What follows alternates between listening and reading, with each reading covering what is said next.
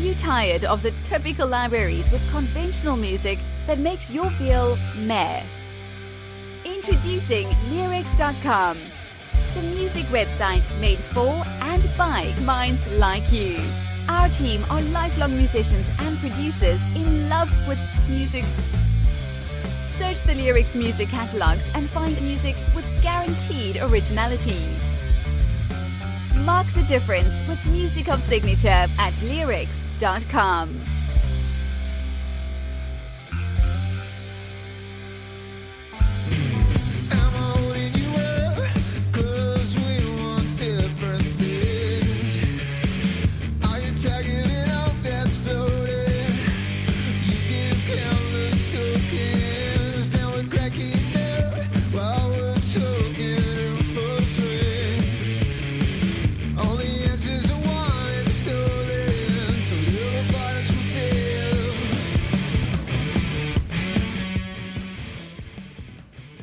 This is a song called So-Called Friend, and the band is the Serotines, and we have the privilege to have the singer and guitarist here with us, Eric.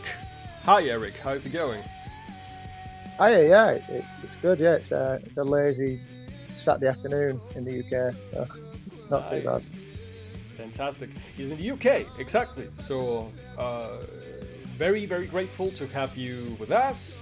And, why don't you take the chance and introduce yourself? Tell us a little bit about the song, So-Called Friends, your band, everything about you, please.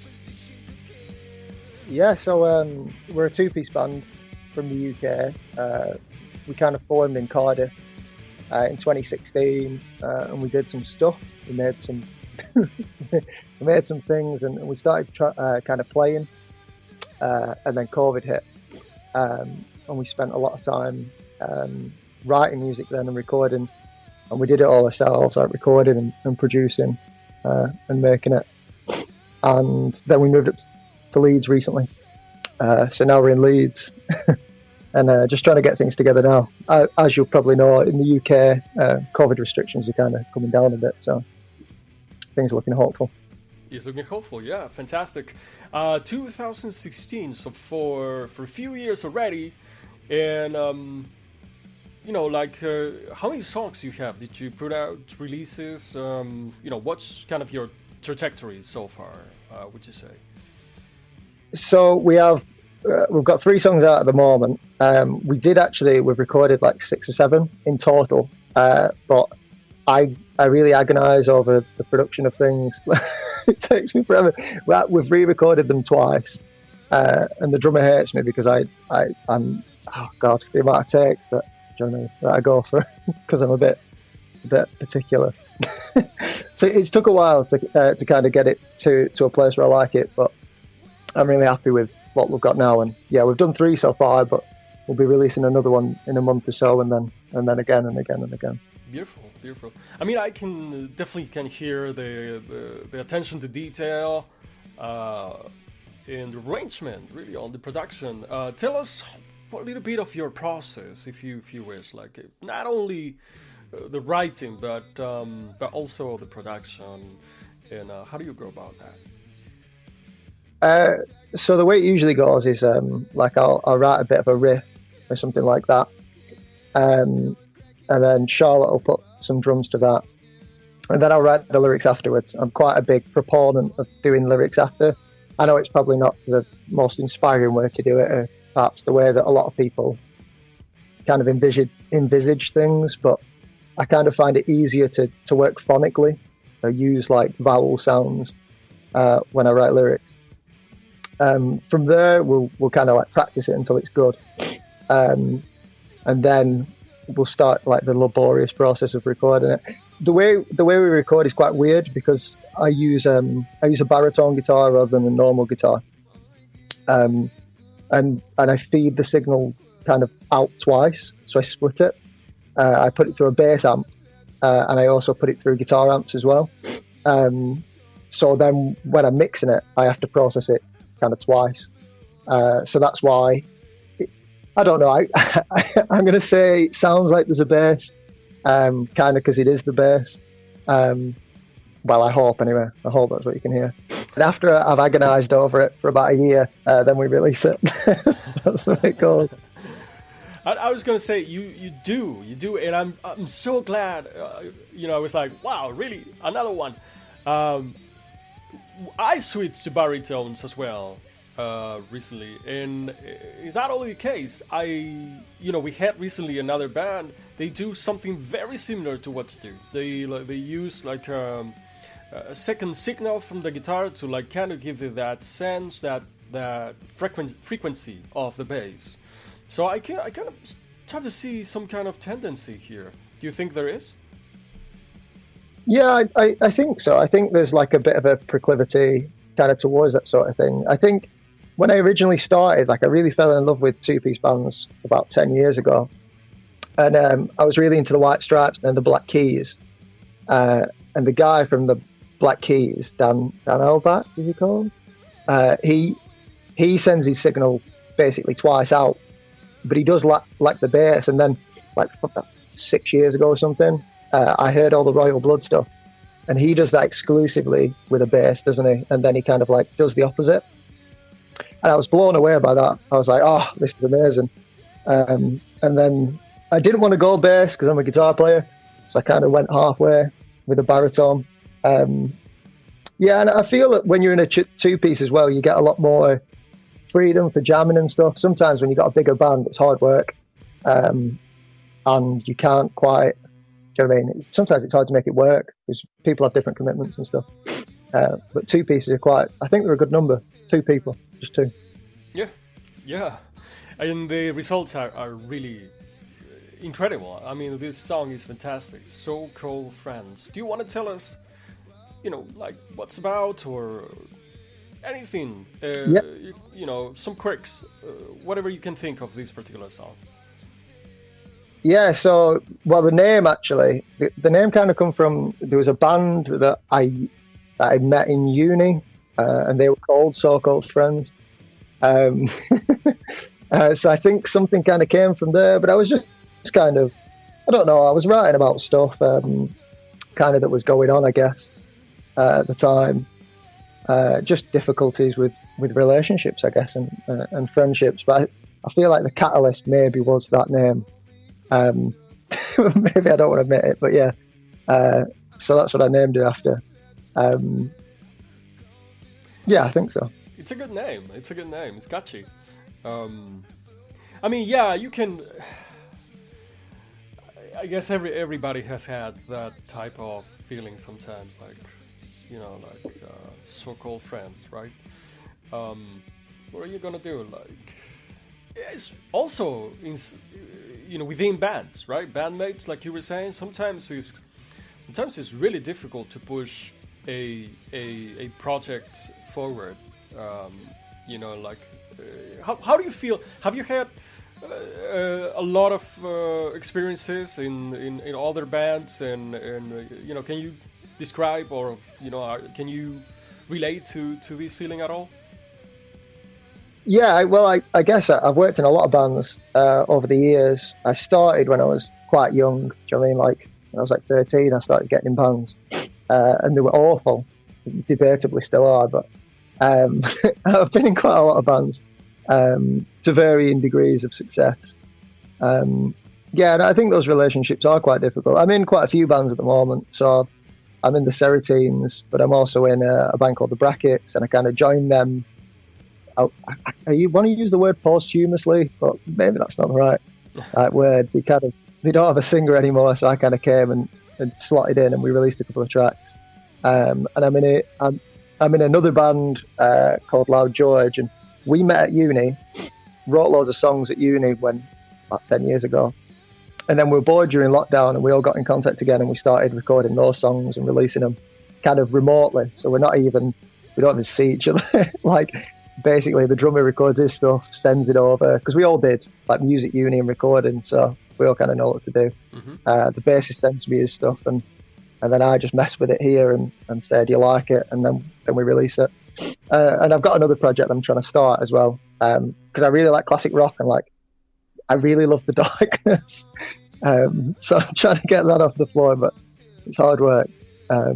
It's quite tricky just to kind of like get things going sometimes. I kind of nail everything down to a point where everybody can kind of start and you're all on the same page. And I guess doing as many projects as I do, sometimes I spread myself a bit thin. But I hit 30 recently. It was like I've had a midlife crisis. I appreciate it. Yeah, thank you. But yeah, since then I've kind of I kind of decided I need to be doing a bit more because I love doing music, and you know what I mean. 30 isn't old, I know, but sometimes you kind of think, God, where have the past 30 years gone? You know what I mean? Yeah. It flies. But I have a few questions. The first one is, do you use your baritone for the band that you just joined, the Brackets, as well? No. Oh, so in those, in the other bands, I just play electric and sing. Sorry, I always sing. And sing. So I sing for those ones. Beautiful. Yeah. No, the baritone's exclusively for this stuff that we do. Yeah, I guess I could, but the problem is I find that you're sort of going to tread on the toes of the bassist, and I certainly don't want to cause any offence. Exactly. No, I was going to especially ask you about concretely how that synergy would happen with a different instrument. At the end, it's kind of like a different instrument, right? And was it difficult for you to adapt? But it's good. I mean, the reason you're telling us is it makes total sense. And the other questions, I guess number 2 would be, do you do production for as a job? Do you produce for other bands, or have you thought about that? Yeah, so I've done bits of production for some other bands. I spent a lot of time kind of making dubstep and stuff like that a few years ago. I was really into dubstep and drum and bass, and I spent ages. I wasted a long time making that. And then over the past few years, I decided that really what I like doing is kind of rock music and live music. So I'd say I've sort of stopped doing it, but I haven't. I still make it a bit for fun. But yeah, I teach production, so I do teach how to produce, and I teach guitar and things like that, like as a job. Oh, nice. When I'm not doing music. Nice. I mean, it's always fantastic that you can make a living out of your passion, right? Isn't it? Yeah, it's great. Honestly, it's kind of, you know what I mean? It makes things much easier, and life. Sometimes it makes life go really fast because, you know what I mean, I'm enjoying myself most of the time. But yeah, no, it's great, and it's nice not having to do, because I've done lots of jobs before. Obviously, I've not always. When I first finished being a student, I wasn't doing a music job then, and I was kind of like working in call centres and McDonald's and all sorts of stuff. Right. So it's way better than that. It's way better than that. I'm sure it is. I would like to ask you, how is it to do rock in the UK?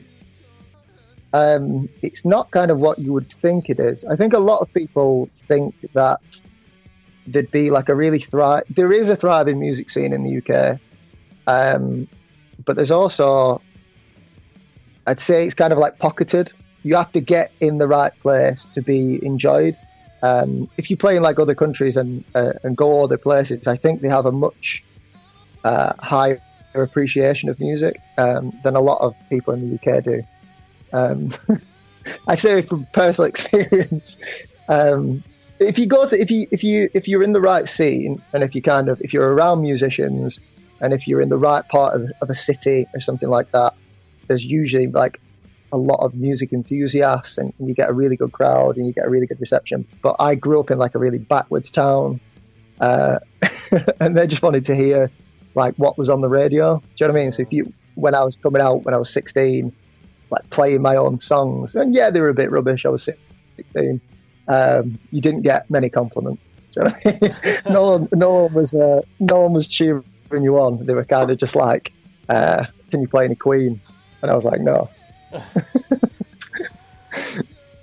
Yeah, I mean that's probably a shared experience for a lot of us, really.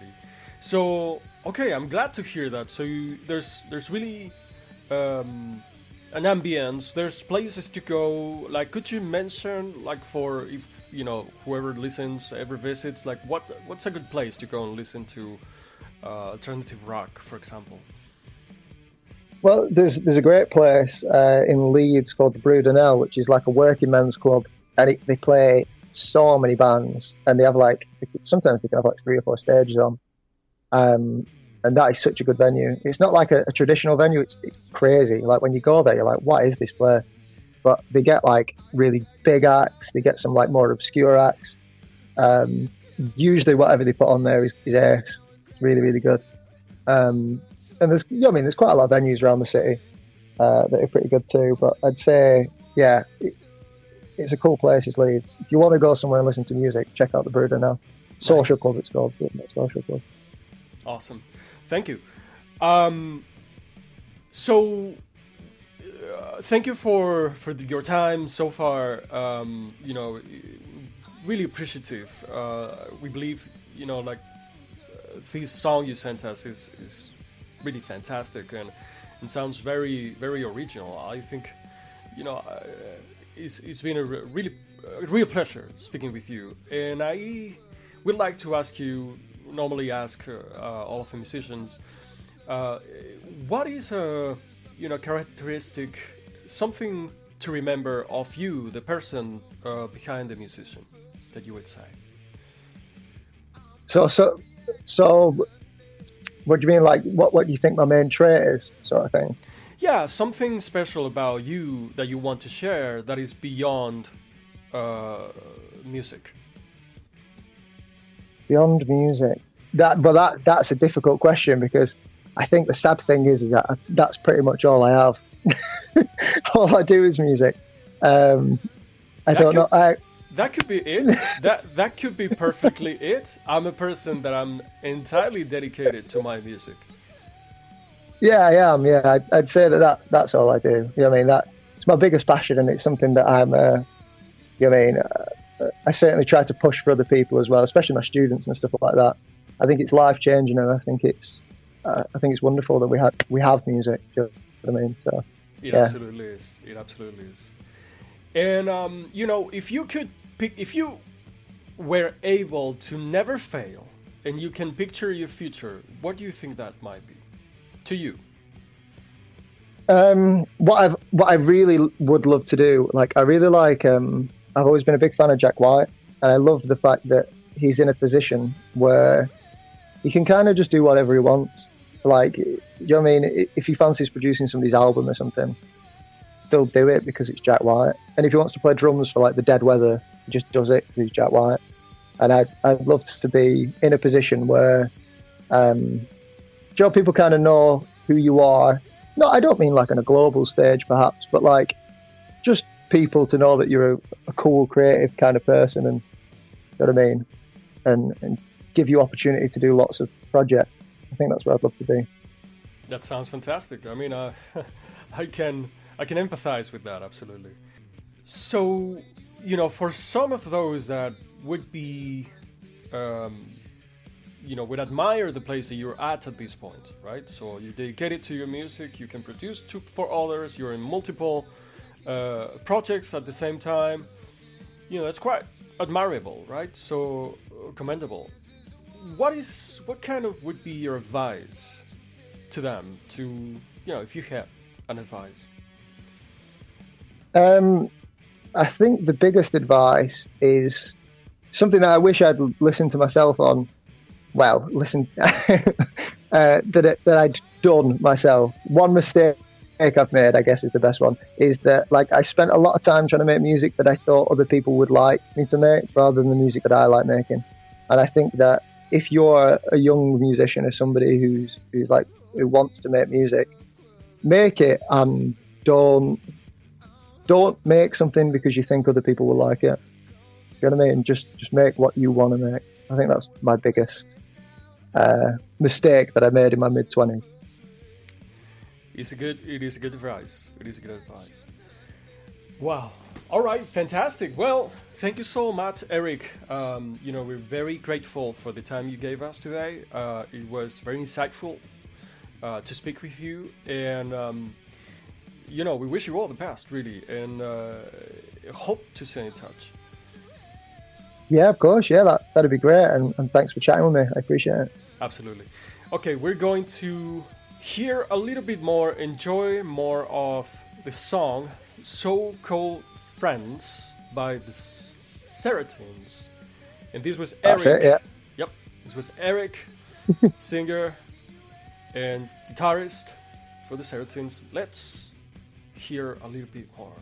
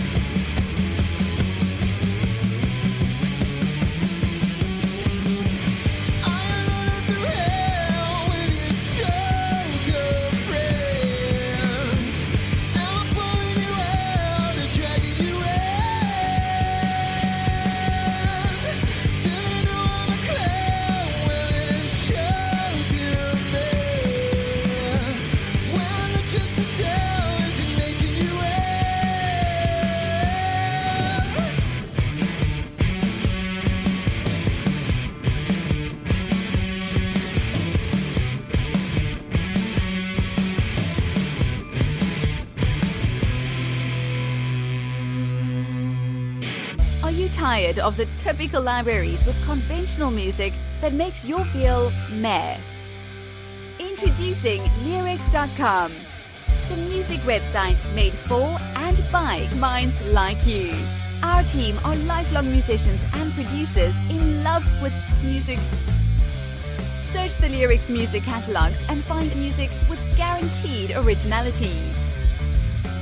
Mark the difference with music of signature at Leerecs.com.